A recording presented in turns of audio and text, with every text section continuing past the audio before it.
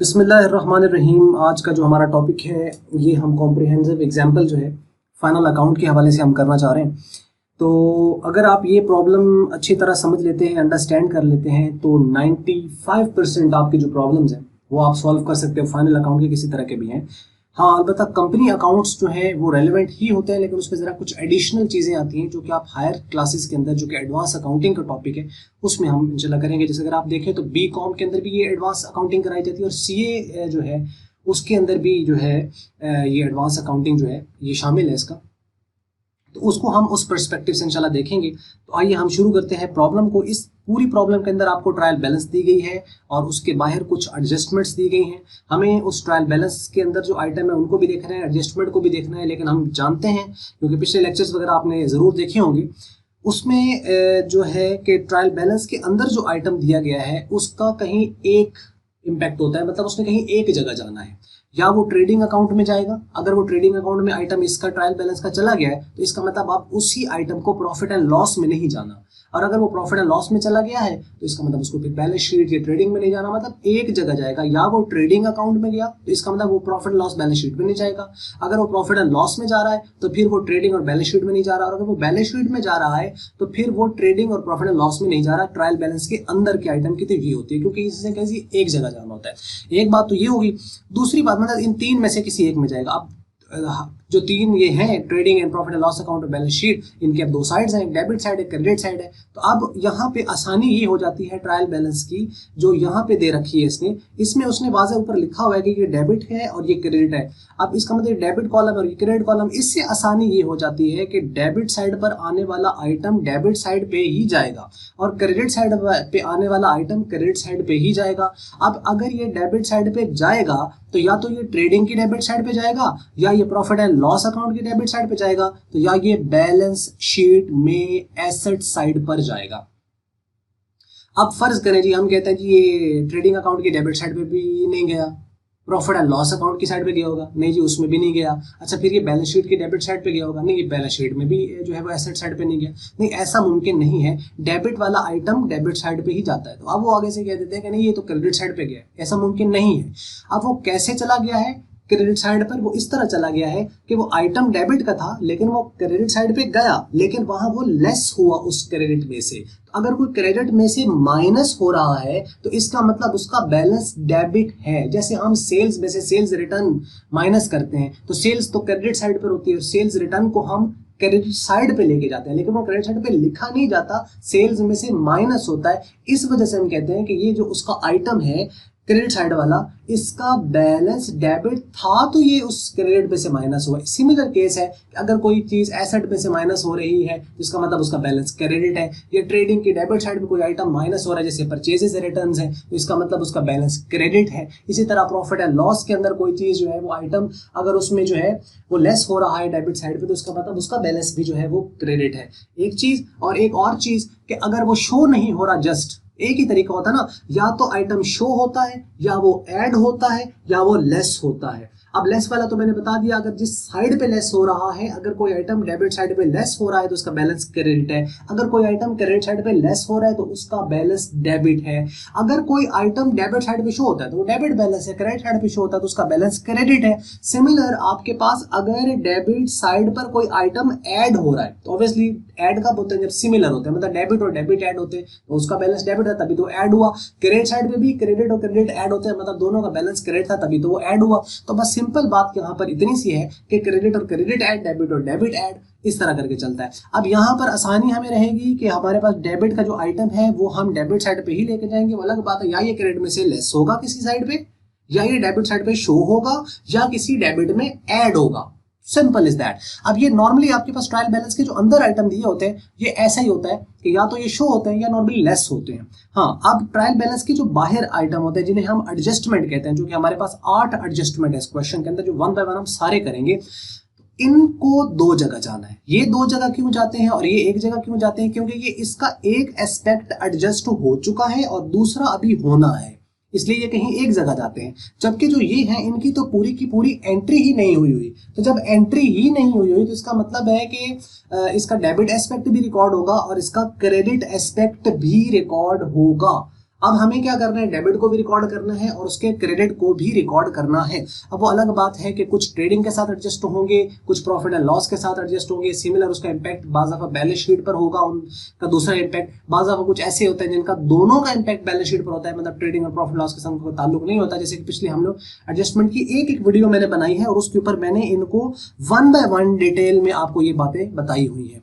यहाँ मकसद है कि हमें अब वो जो एडजस्टमेंट सीखी है, अब उन्हें हमें पूरे क्वेश्चन में अप्लाई करना भी तो आना चाहिए, पूरा क्वेश्चन भी तो सॉल्व करना आना चाहिए। उसके लिए ये कोशिश की जा रही है। तो आइए हम इस अपनी कोशिश को जारी करते हैं और सीखते हैं जी इसके अंदर क्या बात है। मैं क्वेश्चन पढ़ रहा हूँ और 1 बाय 1 आप इसके सोल्यूशन की तरफ चलते हैं। और आपको पता है कि इसकी requirement trading and profit and loss account बनाना है और बैलेंस शीट बनानी है एडजस्टमेंट को कंसिडर करते हुए।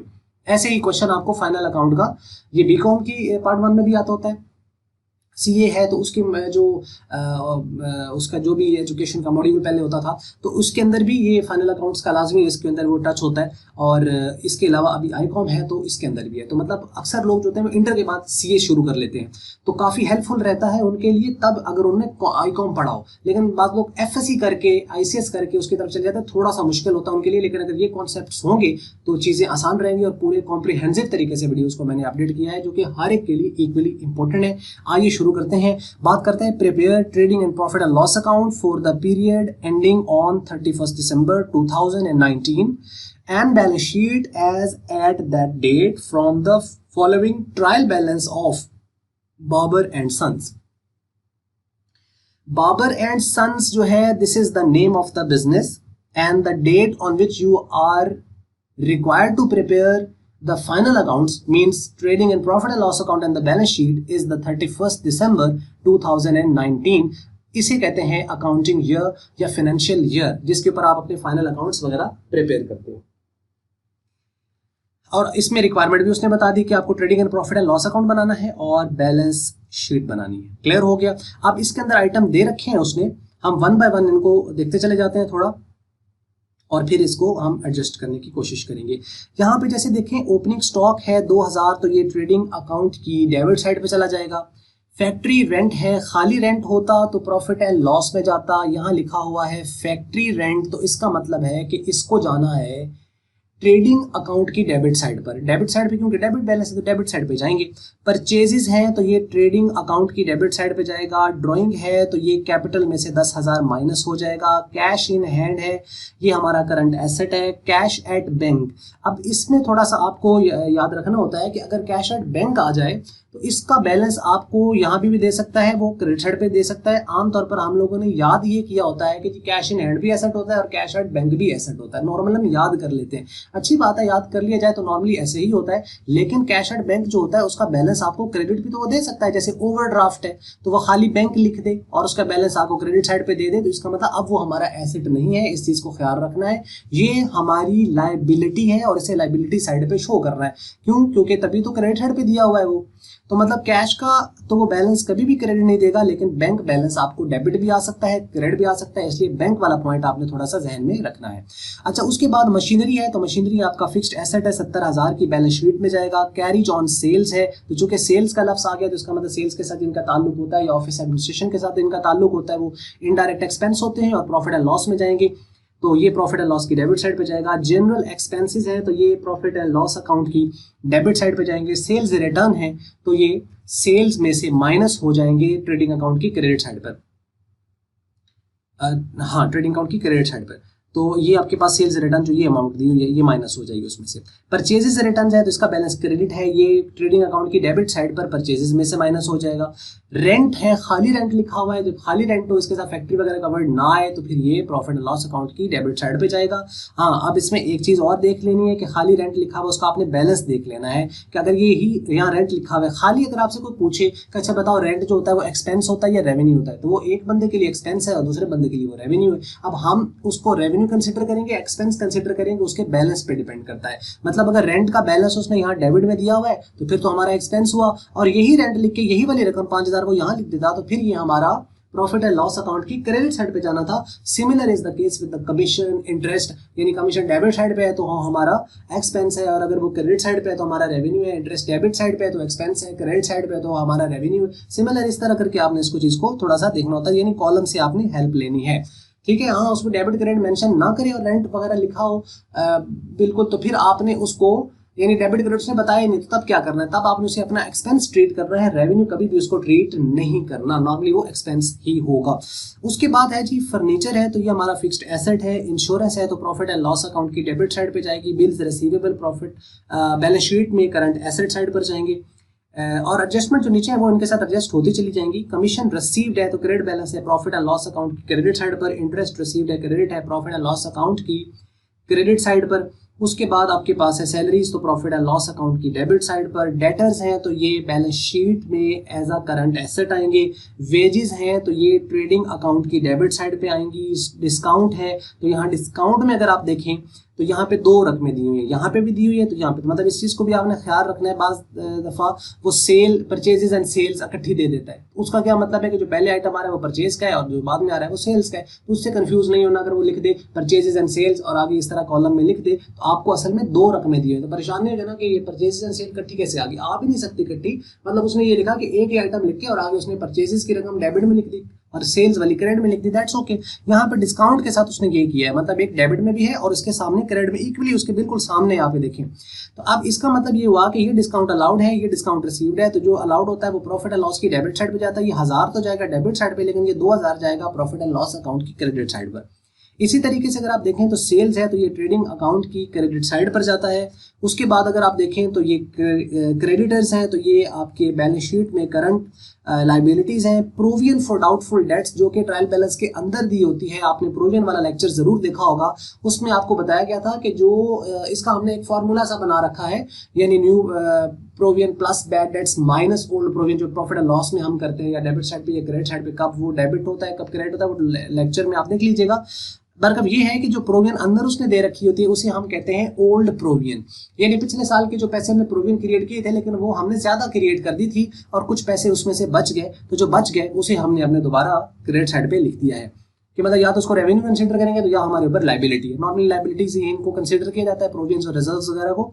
तो आप यहाँ पे देखें बैड डेट्स है तो ये अंदर दे रखे हैं, तो जो बैड डेट्स ट्रायल बैलेंस के अंदर होते हैं वो प्रॉफिट एंड लॉस की डेबिट साइड पे सिर्फ जाते हैं, डेटर में से लेस नहीं होते।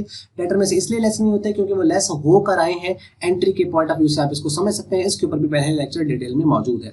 और उसके बाद कैपिटल है तो ये बैलेंस शीट में फिक्स्ड लायबिलिटी उस तरफ शो हो जाएगा। अगर हम दोनों साइडें देखें तो दोनों साइडें जो है वो इक्वल है, बराबर है, मतलब ट्रायल बैलेंस जो है वो टैली कर रही है, मतलब ओके है जी। उसके बाद एडजस्टमेंट देखें तो इसमें क्लोजिंग स्टॉक है, तो क्लोजिंग स्टॉक दो जगह जाता है, एक ये ट्रेडिंग अकाउंट की जाएगा क्रेडिट साइड पर और एक जाएगा बैलेंस शीट में करंट एसेट साइड पर। तो एक तो ये चीज होगी।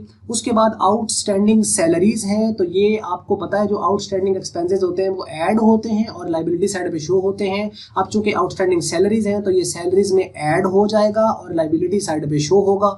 Insurance included a sum of ₹400 relating to the next year. ये नेक्स्ट ईयर का है तो इसका मतलब अगले साल की है, तो मतलब ये हमने पे कर दिया है लेकिन है अगले साल की, मतलब ये प्रीपेड हो गई। तो जो प्रीपेड होते हैं वो लेस होते हैं और एसेट साइड पर शो होते हैं। जितने भी आइटम होंगे बैलेंस शीट में एडजस्टमेंट के वो या करंट एसेट होंगे या करंट लायबिलिटीज होंगी, फिक्स्ड एसेट फिक्स्ड लायबिलिटीज नहीं होंगे। तो एक तो ये चीज आ गई। उसके बाद चौथी एडजस्टमेंट है डेप्रिशिएट करें जी फर्नीचर को 10% पर एनम, तो मतलब जो आपका फर्नीचर इसके अंदर दिया हुआ उसके ऊपर हमें 10% ले लेना है और बैलेंस शीट में उसी में से लेस कर देना फर्नीचर में से, और प्रॉफिट एंड लॉस अकाउंट की डेबिट साइड पे डेप्रिसिएशन की अमाउंट शो कर देनी है। कमीशन रिसीव्ड इन एडवांस है तो इसका मतलब ये हमें कमीशन पहले मिल गया, ये हमारे अर्न नहीं किए लेकिन रिसीव्ड इन एडवांस है। तो अब हम इन्हें क्या करेंगे, इन्हें कमीशन में से माइनस करेंगे क्योंकि ये एडवांस में मिल गए, पहले मिल गए, अभी अर्न नहीं किए तो हमारी इनकम भी नहीं है। तो चूंकि ये रिसीव हुए हैं तो इसका मतलब ये कमीशन में अमाउंट शामिल होगी, उस कमीशन में से हम इसको लेस करेंगे प्रॉफिट लॉस की क्रेडिट साइड पर, और इसे चूंकि रिसीव हुआ है तो हमारे ऊपर क्या है, ये लायबिलिटी है, बैलेंस शीट में करंट लायबिलिटी साइड पर ये शो होगा कमीशन रिसीव्ड इन एडवांस के नाम से। Interest receivable for the year 2019 is this. अब इसमें देखें कि आपके पास 5000 रिसीवेबल है, चूंकि रिसीवेबल है तो इसका मतलब ये रकम शामिल नहीं है, तो इसे हमें ऐड करना है क्योंकि ये हमारा रेवेन्यू है, इनकम है, तो ऐड हो जाएगा। और चूंकि रिसीवेबल है तो ये बैलेंस शीट में करंट लायबिलिटी साइड पर ये शो होगा, सॉरी करंट एसेट साइड पर ये शो होगा क्योंकि रिसीवेबल है। पेएबल होता है ये इंटरेस्ट तो फिर लायबिलिटी साइड पर आता। तो मतलब इसे क्या करना है कि आपको ऐड करना है इंटरेस्ट के अंदर और बैलेंस शीट में आपको शो करना है करंट एसेट साइड पर इंटरेस्ट रिसीवेबल को। अच्छा, उसके बाद अगर हम देखें तो जो बैड डेट्स हैं वो अमाउंटिंग टू ₹1000 है, ये अब ट्रायल बैलेंस से बाहर दिए हैं। और जो ट्रायल बैलेंस से बैड डेट्स बाहर दिए होते हैं वो प्रॉफिट एंड लॉस अकाउंट की डेबिट साइड पे भी जाएंगे बीइंग अ लॉस, और डेटर में से लेस भी होंगे, क्योंकि डेटर ही तो थे जिनके पैसे नहीं मिलने, तो चूंकि बाहर दिया मतलब इसकी एडजस्टमेंट अभी नहीं हुई है, इसकी एंट्री पास नहीं हुई, मतलब ये जर्नल में नहीं गया, इसका लेजर नहीं बना, तो ट्रायल बैलेंस में भी नहीं आया, तभी तो बाहर है, तो मतलब ये डेटर में से लेस होंगे और प्रॉफिट एंड लॉस अकाउंट की डेबिट साइड पे शो होंगे। उसके बाद आप देखें लास्ट है create provision for the doubtful debts 3%। अब इसे हमने प्रोविजन लेना, ये न्यू प्रोविजन है, फार्मूला बन जाएगा प्रॉफिट लॉस का, न्यू प्रोविजन जो हम कैलकुलेट करेंगे ये वाली, प्लस बैड डेट्स जो कि दिए हुए हैं आपके अंदर बाहर दोनों, क्योंकि प्रॉफिट एंड लॉस में तो दोनों नहीं जाना है ना, जो अंदर दे रखे हैं बैड डेट्स वो भी और जो बाहर है वो भी, लेकिन बैलेंस शीट में डेटर में से लेस वो होते हैं जो सिर्फ बाहर दिए होते हैं। तो जब हम कैलकुलेट करते हैं इनको तो वो प्रोविजन भी सिर्फ उनकी कैलकुलेट की जा रही होती है जो बैड डेट्स के बाद बैलेंस बचता है। इसके ऊपर भी डिटेल में लेक्चर प्रोविजन के ऊपर मौजूद है, बल्कि अगर आपने इससे एग्जैक्ट पीछे वीडियो नहीं देखी है डिस्काउंट की प्रोविजन की तो उसको आप जरूर देख लें, उसमें कैलकुलेशंस वगैरह जितनी भी है ना वो सारी मैंने बड़ी डिटेल में वहां पे समझा रखी है। तो ये अब क्वेश्चन आपको ओवरऑल एक बार हमने पढ़ लिया, अब आपको समझ लग गया, अब आपको कुछ पॉइंट्स माइंड में होंगे। अब आइए हम इसके प्रैक्टिकल जो सॉल्यूशन है इसका उसकी तरफ चलते हैं। तो वो है जी ये आपके पास, अब सबसे पहले ऊपर टॉप पे जैसा कि आपको पता है कि बिजनेस का नाम आना है, तो हमने यहाँ पे लिख दिया बाबर एंड सन्स। उसके बाद हम जो स्टेटमेंट बना रहे थे उसका नाम आता है, तो स्टेटमेंट हम बना रहे हैं, अकाउंट बना रहे हैं trading and profit and loss account, तो ये लिख दिया। उसके बाद फॉर द ईयर एंडेड 31 दिसंबर 2019 जो कि डेट थी वो लिख दी, 3 चीजें आ गई। उसके बाद आपको मालूम है कि इसकी 2 साइड्स आपके जो है वो डेबिट साइड पे 2 ही क्रेडिट साइड पे कॉलम होते हैं, तो अब आपने डिटेल्स और अमाउंट यहाँ पे आ गई। अब डिटेल्स में अगर आप यहाँ पे देखें तो ओपनिंग स्टॉक ये आ गया, और आपको ये ओपनिंग स्टॉक कहाँ पे दिया हुआ है, ये दिया हुआ है, ये 2000, हमने इसको डेबिट साइड पे शो कर दिया। उसके बाद परचेजेस है, इसमें से रिटर्न्स लेस हो रही हैं, 15,000 की परचेजेस है, तो ये हैं जी 15,000 की परचेजेस, और उसके बाद परचेजेस रिटर्न्स अगर आपको देखें तो ये 2000 की ये हैं, तो 15,000 में से 2000 माइनस किया तो ये 13,000 आ गया। उसके बाद फैक्ट्री रेंट है 3,000 और वेजेस हैं, अब आप देखें यहाँ पे फैक्ट्री रेंट आपके पास 3,000 ये है, और वेजेस को अगर हम देखें तो वेजेस आपको मिल रही है ये वाली, ठीक है, ये 4,000 की हैं, तो ये 4,000 आपने वेजेस लिख दी। अब ये साइड कंप्लीट हो गई और कोई आइटम इसके अंदर है नहीं, मतलब आप सारे को वैसे को भी देख चुके हो। उसके बाद इसकी क्रेडिट साइड पे देखें क्लोजिंग स्टॉक है, तो क्लोजिंग स्टॉक ये वो वाला है जो उसने एडजस्टमेंट में यहाँ पे दे रखा है, तो ये आपका ट्रेडिंग अकाउंट की क्रेडिट साइड पे जाता है और बैलेंस शीट में एज एसेट साइड पे जाता है, तो इसको हमने क्रेडिट साइड के ऊपर इस 10,000 को जो है वो वहां पे शो कर दिया है, तो ये आ गया 10,000 इसकी क्रेडिट साइड पे। उसके बाद सेल्स और इसमें से रिटर्न्स लेस हो रही हैं, तो अगर हम इसमें आए ट्रायल बैलेंस के अंदर तो इसमें आपको सेल्स मिल रही है जी ये वाली, और ये 80,000 रुपए की है, जबकि अगर आप सेल्स रिटर्न्स को देखें तो ये 4,000 की है, तो हमने 80,000 की सेल्स लिखी, 4,000 इसमें से लेस किया तो बन गया पीछे 76,000, ये 76,000 आपके पास ये रकम आ गई। अब आपके पास क्या है कि इस साइड का भी टोटल कर लेना है और इस साइड का भी टोटल कर लेना है, उनका डिफरेंस ले लेना है, ठीक है, तो यानी ये 86,000 बन जाएगा, और 86,000 में से 2,000 भी निकाल दे 13,000, यानी ऐड करके लेस कर देंगे, फाइनली लेस करते जाएं, तो आपके पास जो बैलेंस बचेगा वो क्रेडिट बचेगा, क्योंकि क्रेडिट साइड ज्यादा है और डेबिट साइड कम है, जितना डिफरेंस आ रहा है वो 64,000 का है। आप इसको कैलकुलेटर पे कैलकुलेट भी कर लीजिएगा। अब कन्वेंशन ये होती है कि जो लेसर साइड होती है उस पर इसको लिखना होता है, तो हमने लेसर साइड पे आया और यहाँ पे लिख दिया इसको नाम। अब इसको हम क्या दें, चूंकि ये ट्रेडिंग अकाउंट से निकल रहा है तो ट्रेडिंग अकाउंट के जो रिजल्ट्स होते हैं वो ग्रॉस होते हैं, या तो वो ग्रॉस प्रॉफिट होता है या वो ग्रॉस लॉस होता है। अब ग्रॉस प्रॉफिट वो तब होगा जब क्रेडिट साइड ज्यादा है, और ग्रॉस लॉस तब होगा जब उसकी डेबिट साइड ज्यादा है। तो यहाँ पे चूंकि क्रेडिट साइड ज्यादा थी तो ग्रॉस प्रॉफिट निकला, तो हमने नाम दे दिया ग्रॉस प्रॉफिट, और इसकी ब्रैकेट में लिखा है बैलेंसिंग फिगर, का मतलब है कि इसका बैलेंस आ रहा है, ये दोनों साइडों का डिफरेंस लेकर डेबिट क्रेडिट का, और लेसर साइड पे लिख दिया। अब इसको भी हम ऐड करेंगे तो ये भी टोटल 86,000 बन जाएगा और ये भी 86,000, तो दोनों साइडें बराबर, और इसके नीचे आपने डबल लाइन लगा देनी। ये एक कन्वेंशन अकाउंटिंग की तरीकाकार है, इस तरीके से करते हैं। ये तो हो गया यहाँ पे ट्रेडिंग अकाउंट, इसके नीचे ही साथ प्रॉफिट एंड लॉस शुरू हो जाता है। जैसे कि हम पिछली प्रॉब्लम में आपको बता चुके हैं कि जो प्रॉफिट है ग्रॉस प्रॉफिट, ये पहला आइटम होता है प्रॉफिट एंड लॉस का, तो पहले शिफ्ट करना है, मतलब अगर ग्रॉस लॉस होता तो उसको इधर शिफ्ट कर देते, ग्रॉस प्रॉफिट इसको इधर शिफ्ट कर दे। यही रकम आपके पास जो 64,000 ऊपर आई है इसी को हमने यहाँ पर शिफ्ट कर दिया, जो कि ये आपके पास 64,000 है, ये इसी को हमने क्रेडिट बैलेंस था तो क्रेडिट साइड पे ये आ गया। अब यहाँ पे एक बड़ा क्वेश्चन वगैरह आता है कि जी इसको अगर क्रेडिट बैलेंस तो डेबिट साइड पे क्यों लिखा है, यहाँ इसको लिखा है इसको बैलेंस करने के लिए, लेकिन बैलेंस तो ये क्रेडिट है, तो जब इसको शिफ्ट करेंगे एक अकाउंट से दूसरे अकाउंट पर तो जो उसका बैलेंस होता है वही होता है। तो क्रेडिट साइड जो बैलेंस होता है उसको इक्वल करने के लिए डेबिट साइड पे लिखते हैं, और अगर कोई डेबिट बैलेंस उसको इक्वल करने के लिए क्रेडिट साइड पे लिखते हैं तो इक्वल करने के लिए तो दूसरी साइड पे आएगा, क्योंकि तभी तो वो बैलेंस होंगे। लेकिन जो वो बैलेंस है वो थ्रू आउट वही रहता है, मतलब डेबिट है तो डेबिट साइड पे ट्रांसफर होगा, क्रेडिट है तो क्रेडिट साइड पे ट्रांसफर होगा। तो पहला आइटम अब अक्सर गलती होती है आपका बास बच्चों का ना, आप अक्सर देखेंगे उनका ट्रेडिंग का रिजल्ट ठीक आ रहा होता है लेकिन प्रॉफिट एंड लॉस का रिजल्ट ठीक नहीं आ रहा होता। उसमें एक ही गलती है कंफर्म, कि उसके अंदर बाकी कैलकुलेशन की कोई और हो सकती है, लेकिन एक मेजर जो गलती बच्चे करते हैं वो ये करते हैं कि वो ये लिखना भूल जाते हैं, क्योंकि उनको ये होता है कि ट्रायल बैलेंस है ट्रेडिंग बना और एडजस्टमेंट की, तो आप जो फाइनल अकाउंट बनना है वो भी ट्रायल बैलेंस और एडजस्टमेंट से बनना है। लेकिन वो ये भूल जाते हैं कि जो ट्रेडिंग से रिजल्ट निकला है उसे भी तो शिफ्ट करना है यहाँ पे, तो ये शिफ्ट आपने लाजमी करना चाहिए। ग्रॉस प्रॉफिट है या लॉस है, प्रॉफिट है तो क्रेडिट साइड पे, लॉस है तो इस तरफ, ये बात हो गई। अब बाकी जो आइटम है उनको करना है। अब इसमें देखें यहाँ पे कैरेज ऑन सेल्स है, जनरल एक्सपेंसेस है, रेंट है। इसको अगर हम देखें तो आपको ये यहाँ पे आइटम मिल जाएंगे, कैरेज ऑन सेल्स है, जनरल एक्सपेंस है, रेंट है। तो ये आपके पास रकमें है, आपके पास 1500, 2500, 5000, इसको आपने इसी तरह देख लेना है। अब उसके बाद एडजस्टमेंट के आइटम में देखें तो इंश्योरेंस है 2400 की। अब इंश्योरेंस में हम अगर चले जाएं तो इंश्योरेंस मिल रही है आपको ये 2400 की, इसको डेबिट साइड पे लिख दिया हमने। और उसके बाद ये 400 इसमें से क्यों लेस हो रहा है, क्योंकि अगर आप एडजस्टमेंट में जाएं तो यहाँ पे उसने लिखा हुआ है insurance include a sum of 400 relating to the next year, मतलब ये प्रीपेड है, तो प्रीपेड को हमने क्या करना होता है, लेस करना होता है। तो इसको हमने क्या कर दिया, लेस कर दिया प्रीपेड इसमें से 400। और ये जो 400 है क्योंकि ये प्रीपेड इंश्योरेंस है पहले पे की हुई, तो हमारे रिसीवेबल है, इनको बैलेंस शीट में भी हम 400 को शो करेंगे।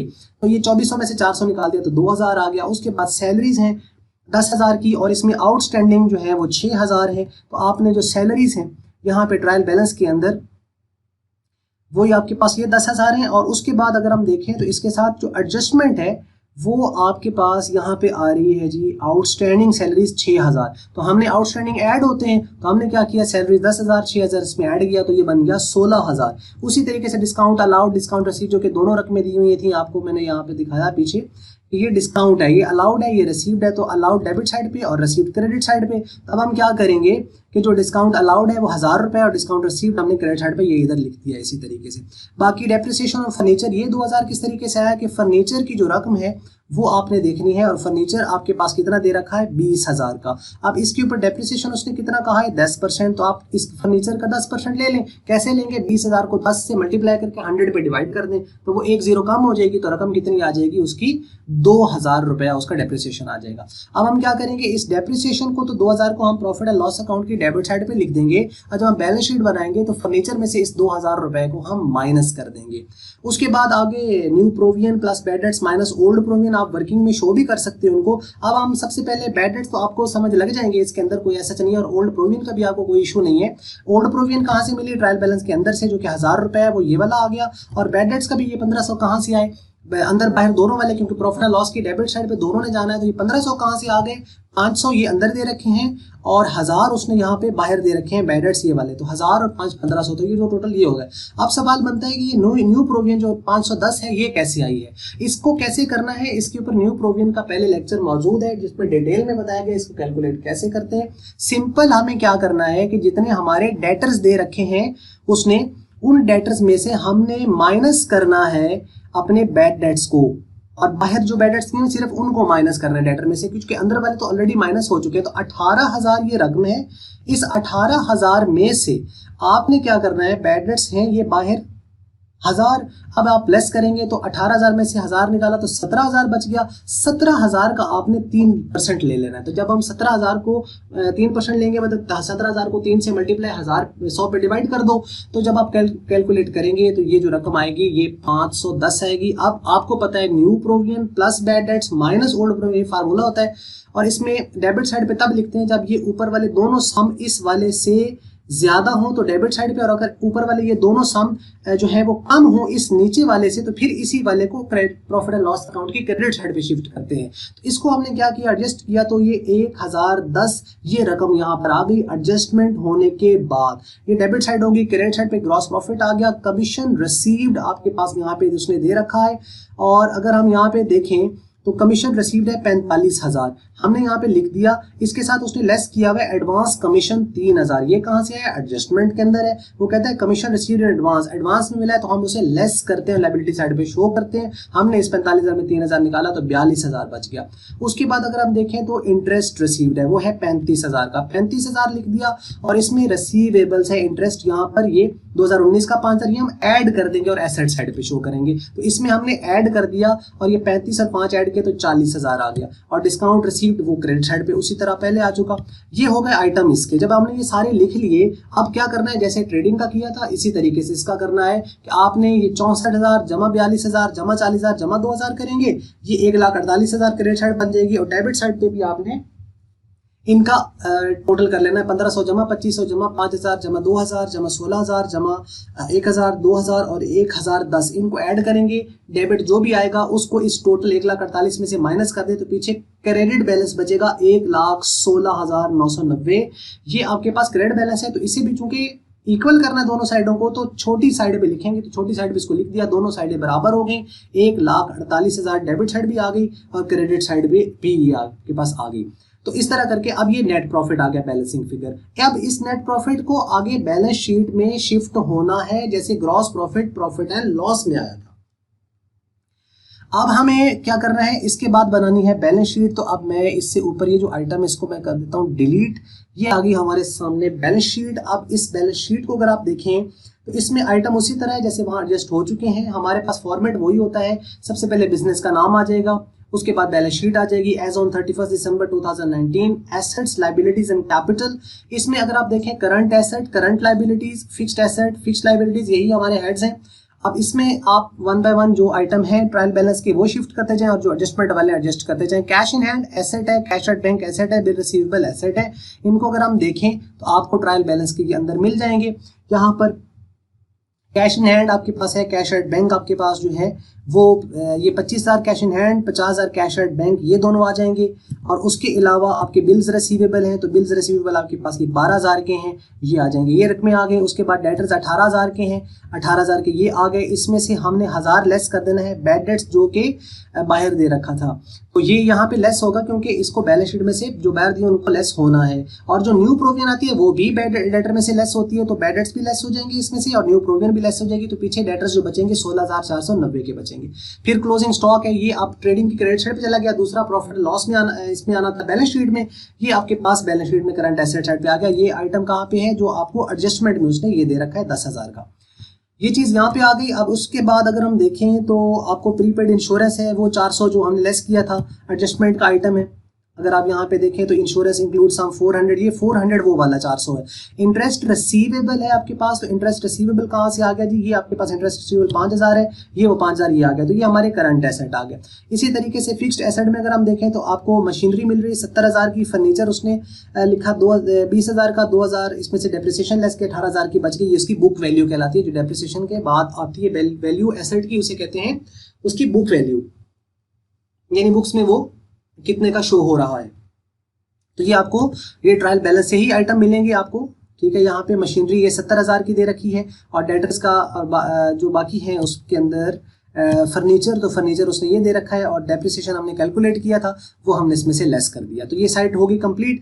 तो उसके बाद आपने करंट लायबिलिटीज लिखना है, तो करंट लायबिलिटीज में क्रेडिटर्स हैं, आउटस्टैंडिंग सैलरीज हैं और कमीशन रिसीव्ड इन एडवांस है, ये दोनों एडजस्टमेंट से लिए गए और ये ट्रायल बैलेंस से लिया गया है 3,000। अब इसमें देखें क्रेडिटर्स आपके पास ये हैं 3,000 के, ये लिख दिए। और उसके बाद दो आइटम जो बाकी हैं वो आपको एडजस्टमेंट्स में से आपको मिल रहे हैं। पहला आइटम है आउटस्टैंडिंग सैलरीज, तो आउटस्टैंडिंग सैलरीज ये 6,000 है, तो ये 6,000 लिख दिया। लायबिलिटी साइड पे कमीशन रिसीव्ड इन एडवांस है, कमीशन रिसीव्ड इन एडवांस 3,000 था, तो ये 3,000 ये लिख दिया। ये करंट लायबिलिटीज यही थी। फिक्स्ड में देखें तो आपके पास एक आपका कैपिटल ही है, ये आ जाएगा, और कोई फिक्स लायबिलिटी दी नहीं, ये आपने लिख दिया 87,900 और ये 87,900 लिख दिया। अब इसमें नेट प्रॉफिट ऐड कर देना है। नेट प्रॉफिट क्या है जो पीछे उसने दे रखा है 1,16,990 जो हमने कैलकुलेट किया, ऐड कर दिया। और ड्राइंग है तो ड्राइंग हमने इसमें से लेस कर देनी है क्योंकि मालिक ने बिजनेस से पैसे ये लिए होते हैं। तो ड्राइंग है आपके पास ये, और ये है यहाँ पर 10,000 रुपए की। अब इसको हमने लेस किया तो आपके पास 1,94,890 ये आपके पास टोटल रकम आ गई। अब इसको अगर हम ऐड कर लें सारे को तो ये भी 2,06,890 और ये भी 2,06,890 ये आपके पास रकम बनी, दोनों साइडें इसकी बैलेंस शीट की बराबर आ गई, ऑटोमेटिकली इट मीन्स कि हमारा काम कंप्लीट हो गया। तो यहाँ थी जी ये वीडियो, और इसके अंदर मैंने इंतहाई तअम्मुल के साथ, सब्र के साथ, थोड़ा आहिस्ता स्पीड के साथ मैंने कोशिश की है कि मैं आपको समझा पाऊँ। तो अगर आपने पूरी वीडियो देखी है तो इसमें यकीनन आपको ये बातें समझ आ गई होंगी और क्लियर हो गया होगा। तो अगर आपको ये वीडियो अच्छी लगी है तो फिर आपको मल्टीपीडिया के इस वीडियो को लाइक कर लेना है और शेयर कर लेना दूसरों के साथ। अगर आपको अच्छी नहीं लगी तो फिर आप इसको डिसलाइक कर दें, और वीडियो देखने का हमेशा की तरह और सपोर्ट करने का आपका बहुत बहुत शुक्रिया।